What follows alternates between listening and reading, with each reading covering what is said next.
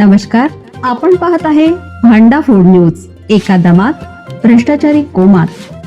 Social media, कर्जबाजारी, गुन्हेगारी, सट्टेबाजी, चोरी, मटका, जुगार, दारू, सावकारशाही, न्यायाच्या प्रतीक्षेत प्रशासन.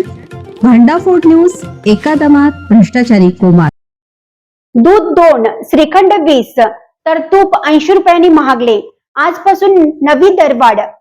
दुधाचे वाढलेले भाव, वाहतूक खर्च आणि कच्च्या मालाच्या दरात झालेल्या वाढीमुळे दूध आणि दुग्धजन्य पदार्थांच्या दरात वाढ करण्यात आली आहे. ही दरवाढ मंगळवारी 11 ऑगस्ट पासून लागू करण्यात येत असल्याची माहिती दूध आणि दुग्धजन्य पदार्थ उत्पादक असोसिएशनचे जिल्हा अध्यक्ष चेतन दडके, उपाध्यक्ष निखिल पाटील यांनी दिली आहे.